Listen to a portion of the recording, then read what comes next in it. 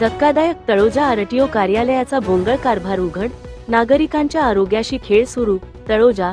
बातमी रुपेश राजे, सहसंपादक. राज्य सरकार नागरिकांना स्वच्छ, सुरक्षित आणि दर्जेदार शासकीय सेवा देण्याचा दावा करत असताना तळोजा प्रादेशिक परिवहन कार्यालय आरटीओ परिसरातील वास्तव मात्र अत्यंत धक्कादायक आहे.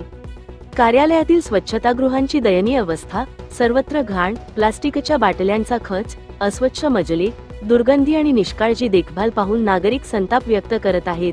दररोज शेकडो नागरिक परवाना, वाहन नोंदणी, इतर कामांसाठी या कार्यालयात येतात, मात्र त्यांना स्वच्छ सुविधा मिळण्याऐवजी घाणीचे साम्राज्य पाहायला मिळते.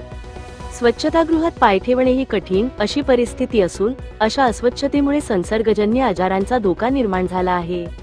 विशेष म्हणजे स्वच्छ भारत अभियान आणि सार्वजनिक स्वच्छतेसाठी कोट्यवधी रुपयांचा खर्च केला जात असताना सरकारी कार्यालयाची अशी अवस्था प्रशासनाच्या निष्काळजीपणाचे जिवंत उदाहरण ठरत आहे.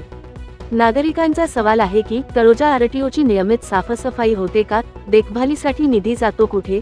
संबंधित अधिकाऱ्यांचे याकडे दुर्लक्ष का?